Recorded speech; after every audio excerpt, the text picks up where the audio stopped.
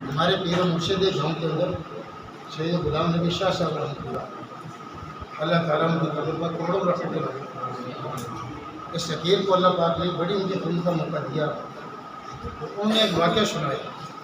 آپ سے گزارش ہے کہ آپ ہی یاد کریں واقعہ روح المعانی کے حوالے سے، قرآن پاک کے سیکھنے والے بچوں کے حوالے سے۔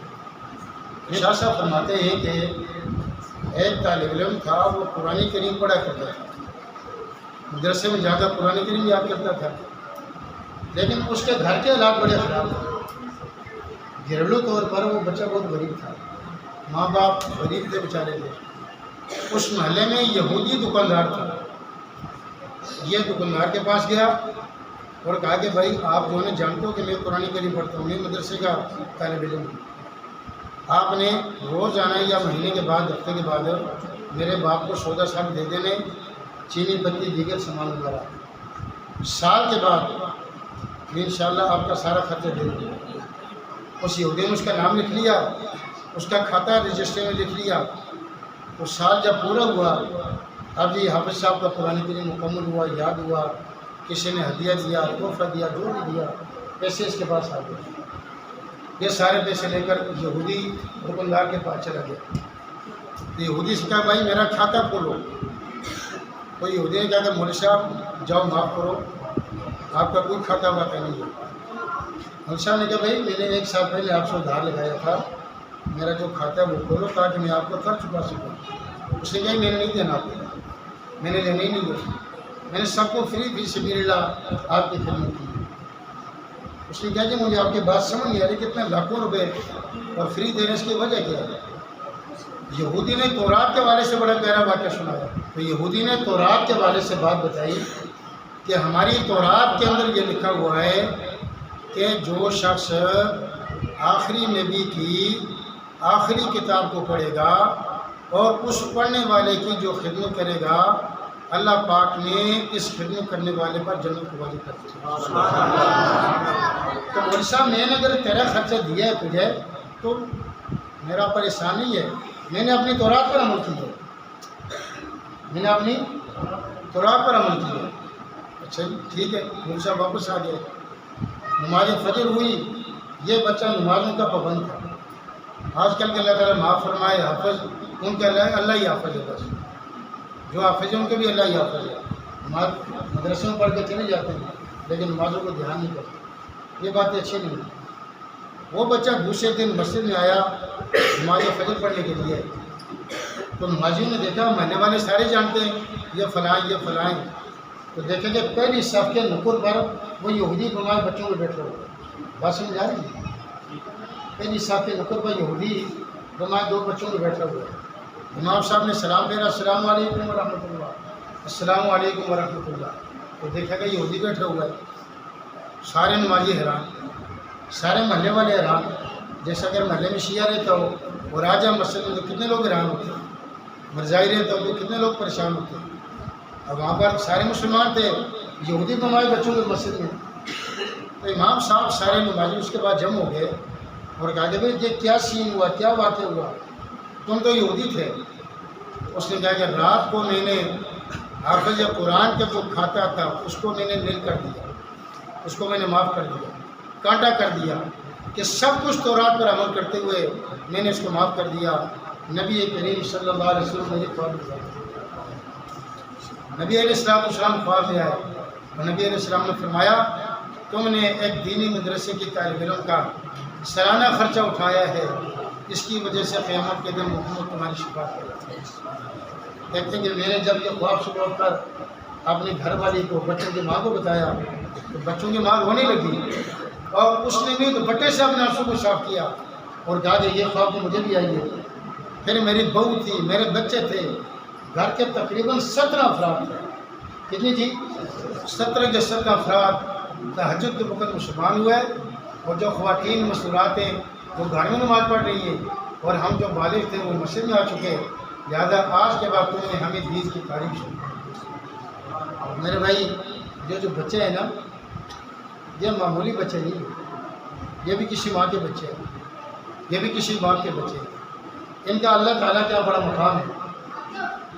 ایک کتاب ہے علوم القرآن، اس کے اندر حدیث پاک لکھی ہوئی ہے، نبی علیہ السلام کے ارشاد میں مفہوم ہے، اللہ تعالیٰ کو جب امت کے گناہوں پر غصہ آتا ہے، اللہ تعالیٰ امت کو تباہ کرنا چاہتے ہیں مسلمانوں کو، اور اللہ تعالیٰ اپنے عذاب نازل کرنا چاہتے ہیں زلزلے کی صورت میں، سیلاب کی صورت میں، طوفانوں کی صورت میں، اور مہنگائی کی صورت میں، تو فرشتوں کو تو پتہ ہے، فرشتے اپنے دونوں ہاتھ جوڑتے ہیں، یا اللہ معافی۔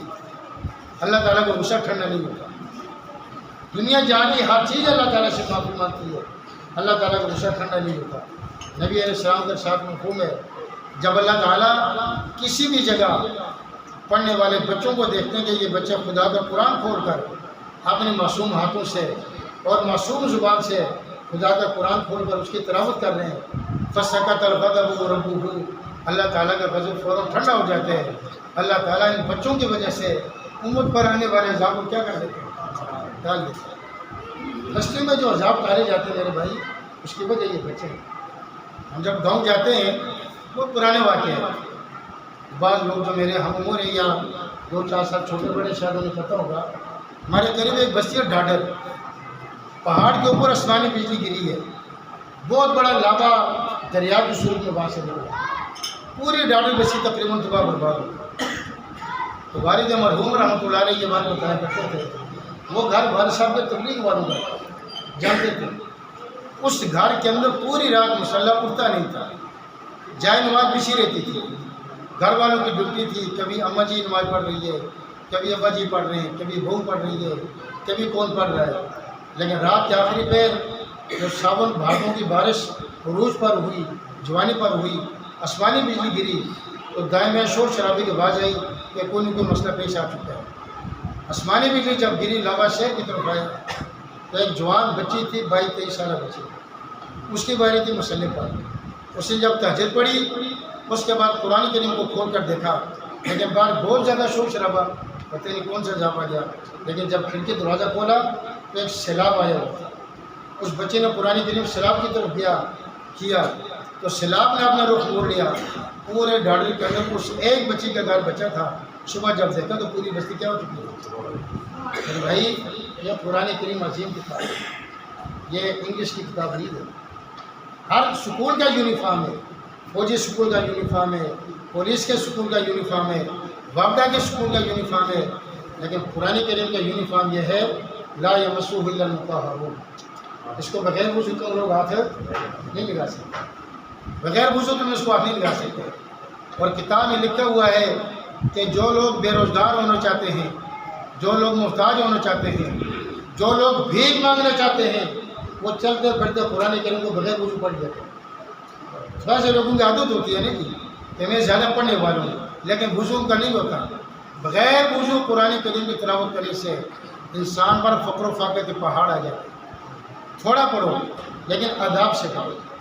اور بعض لوگ قرآن کریم کو موبائل سے پڑھتے ہیں، ٹھیک ہے یہ بھی اچھا طریقہ ہے، لیکن جو اللہ آج موبائل کے پیدا کرنے پر قادر ہے، وہ اللہ آج سے 1500 سال پہلے یہ جدید ٹیکنالوجی پیدا نہیں کر سکتا تھا۔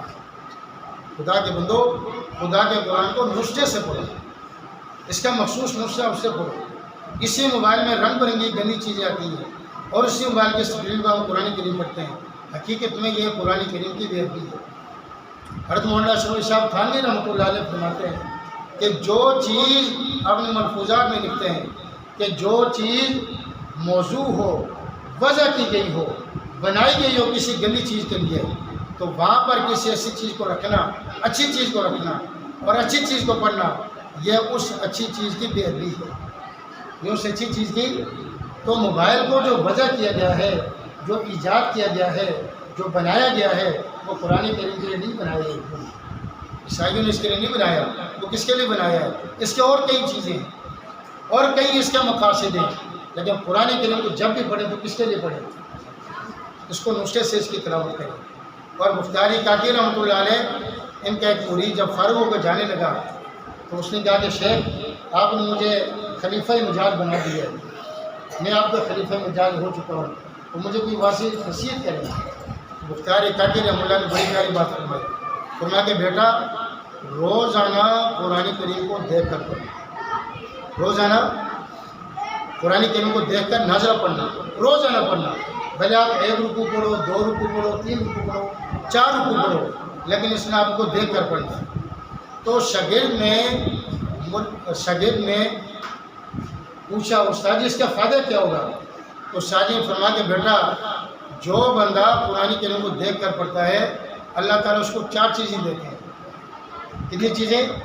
فرمایا کہ پہلی چیز یہ ہے کہ جو بندہ قرآن کریم کو روزانہ زیارت کرے گا، اس کو دیکھ کر پڑھے گا، تو اس کی آنکھیں کسی قرض خواہ کا چہرہ نہیں دیکھیں۔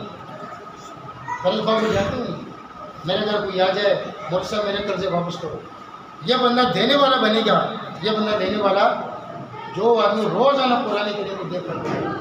آج پیروں کے نصوبہ ہم عمل کرتے ہیں، لیکن آج کے بعد ہم اللہ کے نصوبہ عمل کریں گے، رسول اللہ صلی اللہ علیہ وسلم کے نصوبہ عمل کریں گے۔ اور وہ نسخہ کیا ہے کہ ہم نے روزانہ گھر کے اندر قرآن کریم کو دیکھ کر پڑھنا۔ گھر کے اندر اگر 10 افراد ہیں، ہر ایک کا جدا موبائل ہے، ہر ایک واٹس ایپ پر کھیل رہا ہے، ہر ایک یوٹیوب استعمال کر رہا ہے، ہر ایک میسج کر رہا ہے، لیکن ایسا کیوں نہیں ہے کہ اگر 10 افراد ہیں تو ہر ایک کا جدا قرآن پاک ہو؟ ایک ہی قرآن پاک رکھا ہوا ہے، کبھی اس کو ابا پڑھ رہا ہے، کبھی دادا پڑھ رہا ہے، کبھی وہ پڑھ رہا ہے۔ اگر دوسرے فری ہیں تو پڑھ رہے ہیں، نہیں تو ان کی سو گئے۔ نہیں بھائی، ہر ایک کے لیے قرآن کریم کیا ہو؟ الگ ہو۔ اور آخری بات اجازت ہے، آخری بات فضائل اعمال کے مصنف مولانا زکریا صاحب رحمۃ اللہ علیہ، یہ انڈیا سے پاکستان تشریف لائے۔ دارالعلوم فیصل آباد مدرسہ ہے مفتی زین العابدین رحمۃ اللہ علیہ کا۔ ہم نے وہ مدرسہ دیکھا، 2-3 سال جامعہ مجاہدے پڑھتے رہے، 1994 کو جانے کی بات ہے، اللہ تعالیٰ کو اسے معاف کرنا ہے۔ تو حضرت وہاں پر تشریف لائے تو دور دور سے لوگ آئے۔ اب پرانا دور تھا، بچی زیادہ آتی جاتی تھی، تو حضرت جی بہت بڑے بزرگ تھے، بڑا رش، تو حضرت کو درمیان میں بٹھایا گیا، اور بجلی تھی نہیں، UPS کا نظام ہی نہیں تھا، لوگوں نے چادروں اور رومالوں سے حضرت کو ہوا دینی شروع کی، لیکن پسینہ خشک بھی نہیں ہوا۔ کبھی لوگوں نے کیا کہ برف کے بلاک لائے، بات سمجھ آ رہی کیا؟ برف کے بڑے بڑے بلاک لائے، اور بلاکوں کو وہاں پر رکھ کر پھر لوگوں نے ان کو ہوا دی، تو حضرت کو پھر کچھ سکون ہوا۔ اس کے بعد حضرت نے بڑی پیاری بات فرمائی، کاش کہ یہ بات میرے دل میں آ جائے، کاش کہ اس بات کو میں اپنے دل میں بٹھا دوں۔ کیا بات فرمائی حضرت نے؟ ذرا بات کو غور سے سننا۔ مولانا زکریا صاحب رحمۃ اللہ علیہ فرما کہ دیکھو بھائی، یہ برف کا بلاک یہاں پر رکھا ہوا ہے، اس کو آپ لوگ استعمال کر رہے ہو، شربت میں ڈال رہے ہو، دودھ میں ڈال رہے ہو، دودھ سوڈا بنا رہے ہو۔ لوگوں نے کہا جی نہیں، یہ تو ویسے پگھل رہا ہے، لیکن فرمایا ویسے رکھا ہوا ہے، اس کا فائدہ ہے کہ کمرے والوں کو کیا فائدہ ہے؟ لوگوں نے کہا کہ اس کے رکھنے سے ہمارا سارا کمرہ ٹھنڈا ہوتا ہے، سارا کمرہ۔ فرمایا اسی طرح یہاں پر چولہا جلاؤ، یہاں پر ہیٹر جلاؤ، اور اس پر کسی چیز کو گرم نہ کرو، کسی چیز کو نہ پکاؤ، لیکن اس کے گرم کرنے کا کیا فائدہ ہوگا؟ لوگوں نے کہا جی پورا کمرہ گرم ہو جائے گا، پورے کمرے میں گرمی آ جائے گی۔ فرمایا جب برف کے بلاک کا یہ فائدہ ہے اور ہیٹر کا چولہے کا یہ فائدہ ہے، تو خدا کا قرآن جس کمرے میں صرف رکھا ہوا ہے اس کا کوئی فائدہ نہیں ہے؟ بتائیے، اس کا کوئی فائدہ نہیں ہے۔ آج ہم گھروں سے قرآن کریم کو نکال کر مسجد میں پھینکاتے ہیں، مقدس خوراک کر ڈبوں میں توڑے میں ڈال کر آتے ہیں۔ ابا پڑھنے والا سی ابا مر گیا، یہ پڑھنے والا کوئی نہیں، یہ ادھر سوٹا۔ موبائل آپ نے کیوں نہیں باہر پھینکا بھائی؟ ٹی وی کو اٹھا کر باہر کیوں نہیں پھینکا؟ وہ گندی چیزیں ان کو اٹھا کر کیوں نہیں باہر پھینکا؟